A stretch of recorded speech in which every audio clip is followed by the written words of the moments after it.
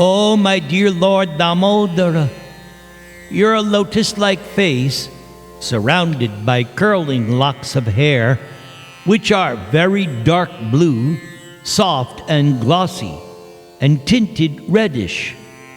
And your lotus-like face is also kissed again and again by the gopi Sri Yashoda, with lips red as the bimba fruit. So, within my heart, may all of this be manifest, because there is no need for me to request the attainment of millions of other boons, which are simply useless. So now, be pleased, Deva, O Divine Lord. Damodar, you whose belly is bound with a rope. Ananta, O limitless Lord. Vishnu, O all-pervading Lord. Prabhu, O my Master, I bow down to you. But alas, I find myself immersed in a network of miseries while in this material ocean. So please accept me and rain down your merciful glance upon this very fallen and ignorant fool. O supremely independent Lord, please become perceptible to my eyes.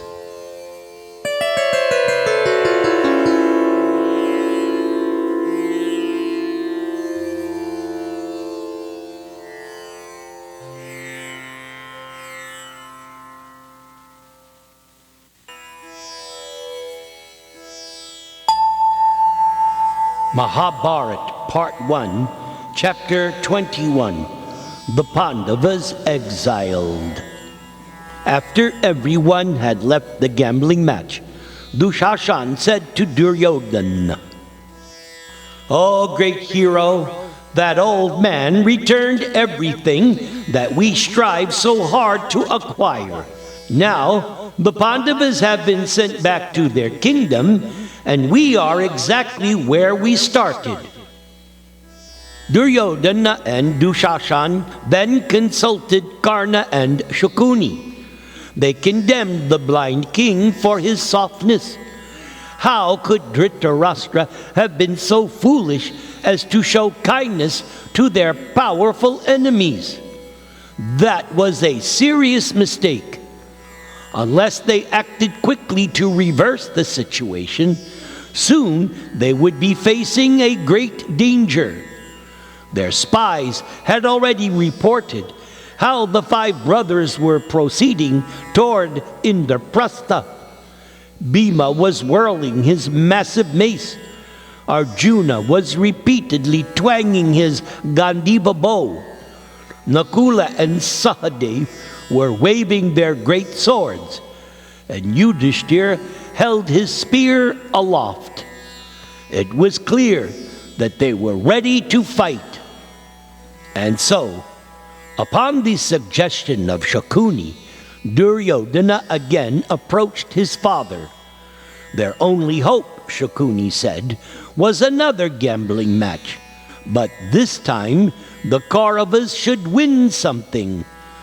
Shukuni revealed his plan, and Duryodhana immediately went to Dhritarashtra's chambers. Duryodhana found the king seated on a golden couch. Sitting at his feet, Duryodhana said, "Father, we must recall the Pandavas for yet another game before it is too late. We have stirred to anger a number of venomous serpents. How can we possibly expect them to tolerate the insults we offer to their wife? A powerful enemy must be destroyed by any means. We have started something which we cannot now stop. In my opinion, if the Pandavas could somehow or other be sent away, then that would give me enough time to find allies and build up my military strength. Using the Pandavas' vast wealth, I could make my position unassailable. But first, however, Yudhishthira and his brothers have to be removed from the scene. Shukuni has informed me of a unique plan. You should call the Pandavas back for one more final game of dice. Obviously, the Kauravas and the Pandavas are not able to coexist peacefully. Therefore, whoever loses the dice game should live in the forest in exile for 13 years. And during the final year, they can emerge from the forest, but have to remain incognito. But if they are discovered, then they will have to again go back into the forest for another 12 years. Such should be the stakes for this final match." After his son stopped speaking, Dhritarashtra remained silent. It was true.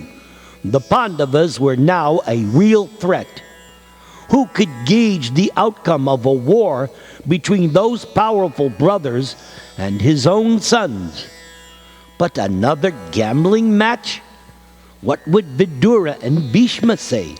No, it would probably be wiser to let things stand as they are for the present. After all, Yudhishthira was virtuous and would keep his brothers in check. Seeing his father's hesitation, Duryodhana implored him. The king felt himself weakening. Indeed, it was almost impossible for Dhritarashtra to refuse his son. And if Duryodhana were to win the final match, as seemed likely, then the Kauravas would become the undisputed rulers of the earth, and Dhritarashtra himself would sit at their head. Even though Yudhishthir was emperor of the world, if he agreed to the stakes and lost, certainly he would feel duty-bound to enter the forest.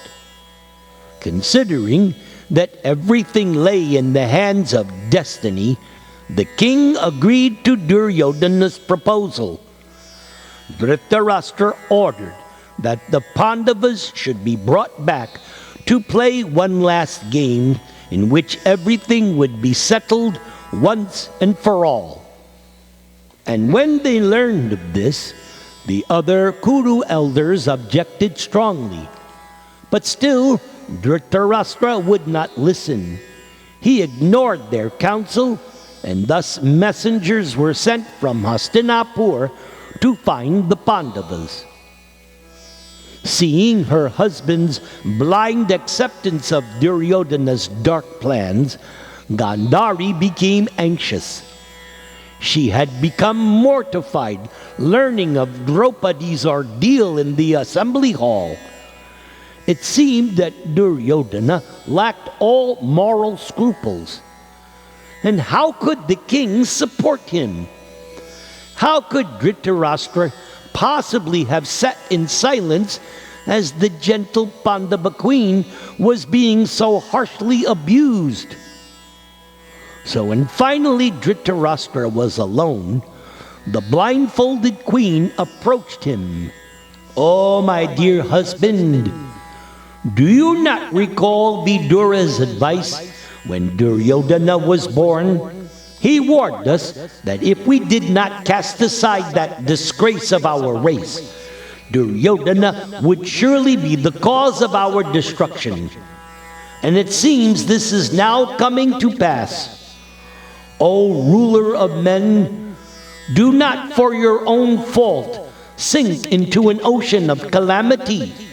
Do not accept the counsel of wicked-minded persons who are but boys.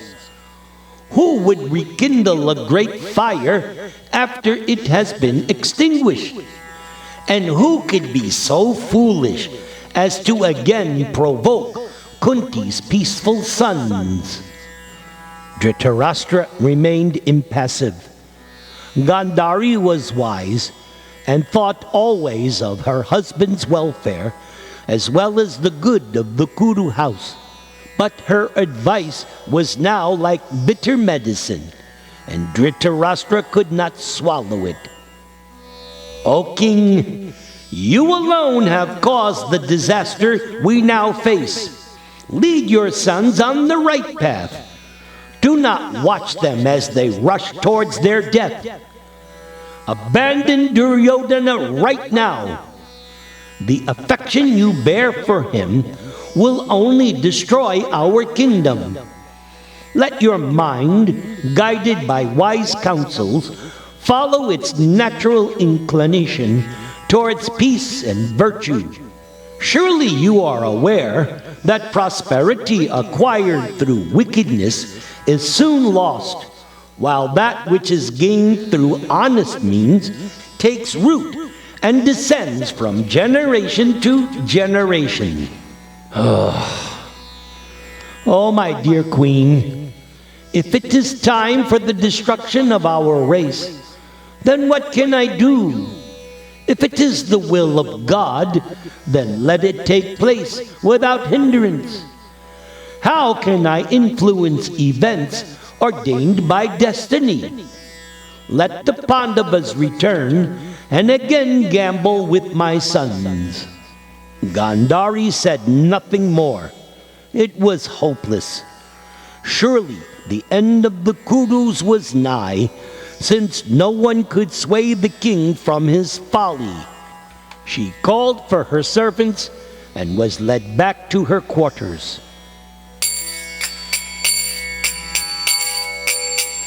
Hare Krishna, Hare Krishna, Krishna Krishna, Hare Hare, Hare Rama, Hare Rama, Rama Rama, Hare Hare.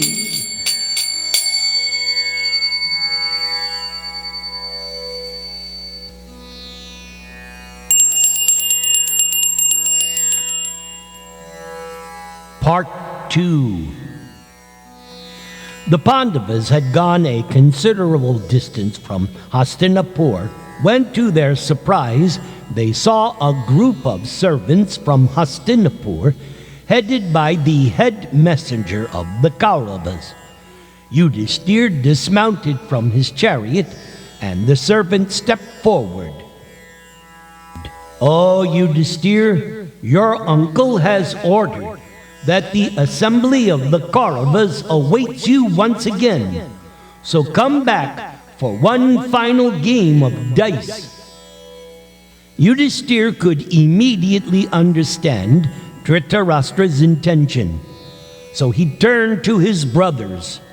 "All creatures receive the good or evil fruits of their work, as ordained by the Supreme. So, whether I play another dice game or not, the fruits of my past activities are unavoidable. Although I know the Kauravas wish to destroy us, I cannot ignore their summons. A living creature made of gold had never before been seen, and yet Lord Ram allowed himself to be fooled by a golden deer. So when calamity approaches, men's minds become confused. Surely the path of religion is subtle and highly difficult to ascertain." Yudhishthir then turned and retraced his steps back to Hastinapur. He was fearful. Despite his best efforts to follow the orders of his elders and avoid conflict, still war seemed inevitable. To refuse Dhritarashtra's summons would only bring the conflict out into the open more quickly. But what would be the result of another dice game with Duryodhana? Soon, the 5 brothers arrived back at Hastinapur. To the consternation of their friends and well-wishers, they again entered Dhritarashtra's great hall. Although he knew full well that he had no chance of winning, Yudhishthir sat down to play dice with Shakuni one last time. When the Pandavas were again seated in the hall, Shakuni spoke. "O Yudhishthir, the old king has returned your wealth. That is well. Now, let us play with a stake of even greater value. If we are defeated, we shall accept exile in the forest. We will wear deerskins and remain there for 12 years. During the 13th year, we will live incognito in some city, town, or village. However, if you should discover us, then we shall be exiled to the forest for another 12 years. But if you are defeated, then you and your brothers, along with Draupadi, will have to accept the same conditions." Shakuni's mouth was curved into a sinister smile. The ivory dice in his hand clacked as he explained the stakes. Whichever side was the loser would be expected to surrender their kingdom to the winner. The kingdom would be returned when the 13-year period was over. As the stakes were described, all those in the hall cried out, "Alas! Shame upon Duryodhana's friends that they do not warn him of the danger he brings upon himself." Some of them turned to Dhritarashtra. "Whether or not Duryodhana understands his foolishness, you, O king, should order him to stop, for he will bring down only death and destruction. Check him at once. That is your duty." Dhritarashtra said nothing. And Yudhishthir replied, "O king, how can one like me, who always observes the Kshatriya's duty, refuse your challenge? Everyone knows this about me. Besides, it is Dhritarashtra, my father and guru, who orders me to play. What can I do but accept the stakes?" And so the game began. Everyone in the hall sat breathless as it moved towards its inevitable conclusion.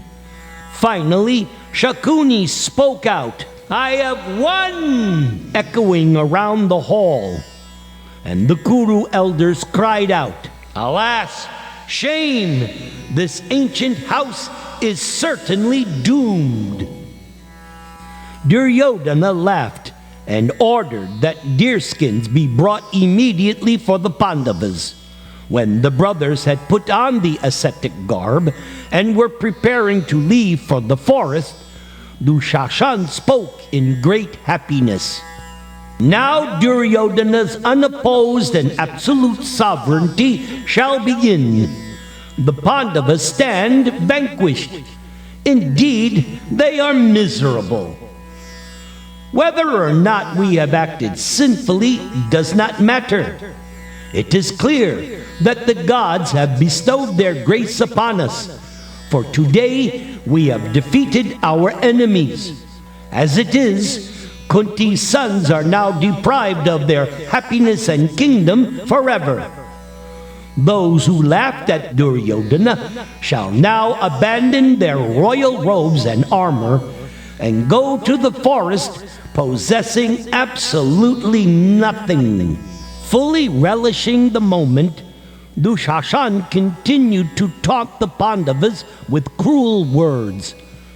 Seeing the 5 brothers in their black deerskins, resembling 5 powerful rishis, Dushasana commented, "Although the Pandavas may look like wise men installed in a sacrifice, they should now be considered unworthy to perform any sacrifice." Dushashan then turned towards Draupadi. King Drupada did not act well when he bestowed this princess upon the Pandavas, who are impotent men. "O Draupadi, what joy will you get from serving your husbands in the forest? Better you select another husband from among the Kauravas, so that this calamity may not overwhelm you. Do not waste any more time waiting upon the Pandavas." Suddenly, Bhimasena rushed towards Dushashan like a Himalayan lion might rush towards a jackal. "Oh, you crooked wretch! You rave in words uttered only by the sinful. You have won today only by Shakuni's skill, and yet you still dare to boast? As you pierce our hearts with words as sharp as arrows, so I shall pierce your heart in battle, just to remind you of your words from today. Then I shall send you to Yamaraja's abode, along with your followers." Giving up all shame, Dushashan laughed and danced around the assembly hall in the midst of all the Kurus, singing, "O cow, you are a cow, O cow." With difficulty, Bhima restrained himself, fixing his mind on virtue. He spoke again to the sneering Dushashan. "Wretch, how dare you use such harsh words, having won only by foul means? Surely I will tear open your chest and drink your lifeblood on the battlefield, or else I will never attain to the regions of bliss. My anger shall be pacified only when I have slain all of Dhritarashtra's 100 sons." Then Yudhishthir headed for the door, followed by his brothers and Draupadi. In great joy, Duryodhana walked alongside Bhima, mimicking his powerful lion-like gait. Half turning towards him, Bhima said, "Do not think that by this you have gained anything over me, for I will be back to kill you and all of your followers. Neither of us will forget what has transpired today." Dhritarashtra was still silent. Bhishma, Vidura, Drona, and Kripa, all of whom were shedding tears to see the Pandavas go into exile, called out, "Fie! Fie!" as they looked helplessly at the blind king. Before the Pandavas left the assembly hall, they stopped before King Dhritarashtra, and Bhima spoke again. "I shall kill Duryodhana and all of his brothers, O king. Arjuna will slay Karna, and Sahadev will kill the evil Shakuni. My words will be made good by the gods. When I have beaten Duryodhana to the ground with my mace, I will then place my foot on his head." Arjuna added, "The promises of superior men are not empty words. You will see all of this come to pass on the 14th year. And as Bhima has just now directed, I will kill Karna, who is malicious, jealous, harsh of speech, and vain. I will also slay all kings who foolishly stand against me in battle. And if my vow is not carried out, then so shall the Himalayas be moved, or the sun's rays become cool. I will not fail. This will come to pass in 14 years if Duryodhana does not return our kingdom." Arjuna was most certain that Duryodhana would never return their kingdom. The war was inevitable. All the brothers knew it. As Arjuna finished speaking, Sahadev, sighing like a snake, his eyes red with anger, spoke. "O Shakuni, you have destroyed the fame of your race. What you call dice are actually pointed arrows aimed at your own heart. If you have anything left to do in this life, do it now, for I shall certainly kill you in battle when we return from the forest." Nakula also vowed to rid the earth of Duryodhana's followers. Having made their promises, the brothers turned towards Dhritarashtra. Then Yudhishthir said, "I bid you farewell, O king, and also you, O Kuru elders. I shall see you all again upon my return. I bow to you and ask your blessings." The elders were too ashamed to reply. They prayed for the Pandavas' welfare. Then, after a moment, Vidura spoke. "O pious Pandavas, your mother, the revered Kunti, is a royal princess, and should thus not be made to go to the forest. She is delicate and old. Let that blessed lady remain in my house while you are all gone." Yudhishthir agreed. "O learned man, you are our uncle and as good as our father. Let it be as you say, for we are all obedient to you. Without doubt, you are the most respected guru, so please command us what else should be done." O best of the Bharata race, Yudhishthir, do not feel pained by this turn of events. There is no shame in being defeated by sinful means. You 5 brothers will reside happily in the forest, enjoying each other's company along with the virtuous Draupadi. You have already received many instructions from rishis and sadhus. This exile will be a further opportunity to receive spiritual training. The learned Daumya and the godly Rishi Narada will instruct you as you lead a simple forest life. Actually, you will be benefited by your renunciation of all worldly affairs and wealth. Vidura wished them well, praying that they would return in safety. He blessed them that they might obtain from the gods their various opulences. From Indra, victory. From Yamaraj, patience. From Kuvera, charity. From Varuna, sense control. From Vayu, strength. From the earth, forbearance. And from the sun god, energy. Finally, Vidura said, O son of Kunti, leave now with our permission. No one can accuse you of ever having acted sinfully. Farewell. Yudhishthir thanked his uncle for his blessings and bowed low before him, Bhishma and Drona. Each of his brothers then offered their respects to the Kuru elders, who in turn blessed them. They then made their way out of the hall. Before following her husbands, Draupadi approached Kunti, asking her permission to leave. And as she entered the inner chambers, a loud cry went up from all the ladies.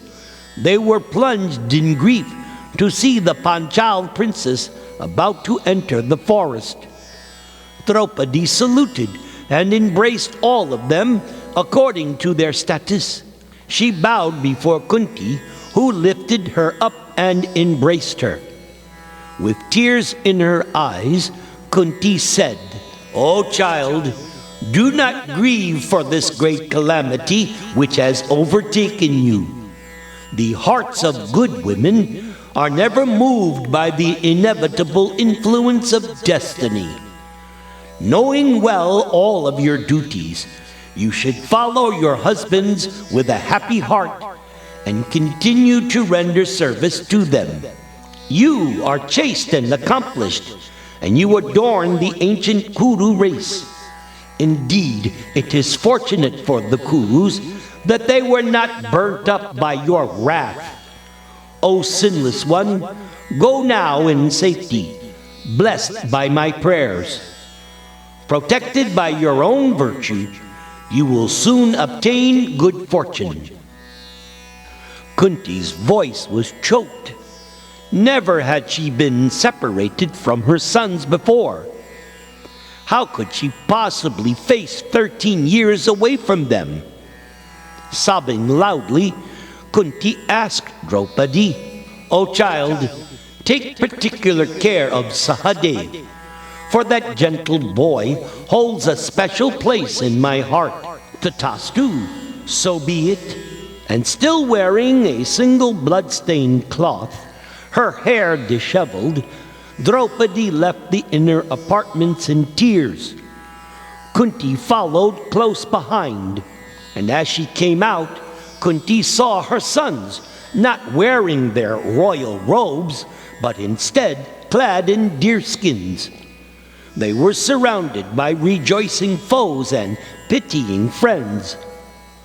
Overwhelmed by motherly affection, Kunti embraced them and said with difficulty, Oh, you are all virtuous and well-behaved.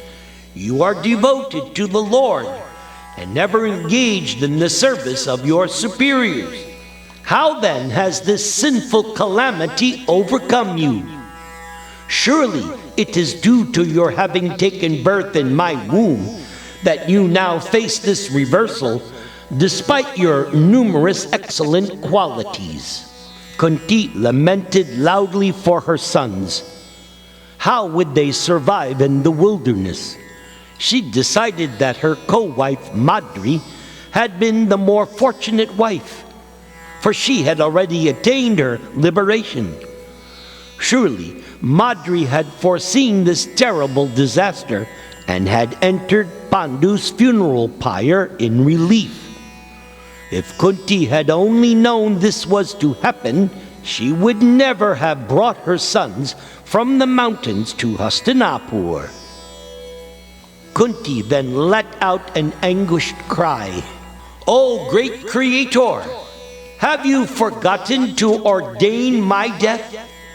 Surely that is why I am still living, although faced with such a tragedy. O my sons, I obtained you after so much difficulty. How can I now leave you? No, I shall accompany you to the forest." Now, folding her hands, Kunti prayed out loud to Krishna. "O Govinda, O you who dwell in Bharata, where are you? Why do you not save me and my sons who are the best of men? Those who are wise say that you always protect those who think of you. So why is this now proving to be false?" Kunti then censured the Kuru elders, who simply stood by and watched as her virtuous sons were exiled to the forest. Weeping, she turned to Sahadev. "Oh, my son, you should not go. Stay behind and earn the fruit of the virtue of serving your mother. Let your pious brothers fulfill the terms of the vow." The Pandavas were pained to see their mother grieving. They consoled her as best they could, then took their leave. Vidura gently took Kunti by the hand, leading her towards his house. Gandhari and the other ladies of the royal house also wept, covering their faces with their lotus-like hands. With difficulty, the Pandavas made their way along Hastinapur's crowded streets. News of their exile spread quickly, and the streets were filled with grieving citizens. Led by their priest Daumya, they left the city and the people they loved, unable to say anything to anyone.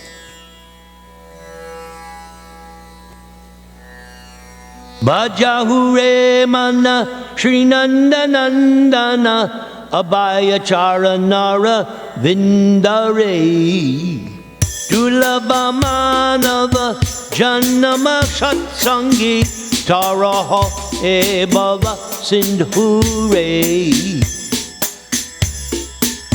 Abhaya Charanara Vindare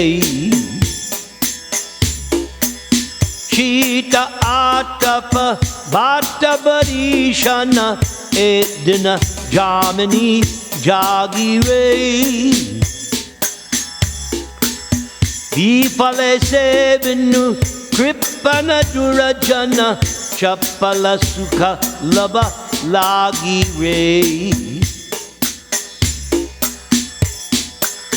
Edana Yobana Putra Parijana Ife kiache para titire Kamala dala jala Jivana dala mala Bajahu haripada nitire Shravana kirtana Smarana vandana Pada sevana Dasyare Pujana Shakti Jana Atmanivedana Govinda Dasa Abhilashare Bajapure Mana Srinandanandana Abhaya Charanara Vindare Dulabhamanava Janama Satsangi Toroha Baba Sindhure Edana Yobana Putra Parijana Ife Kiache Paratitire Kamala Dala Jala Jivana Talamala Bajahu Haripada Nitire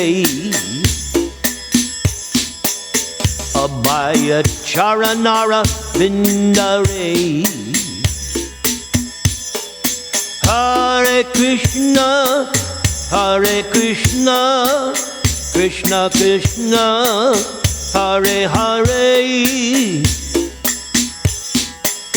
Hare Rama, Hare Rama, Rama Rama, Hare Hare. Hare Krishna, Hare Krishna, Krishna Krishna, Hare Hare. Hare Rama, Hare Rama, Rama Rama.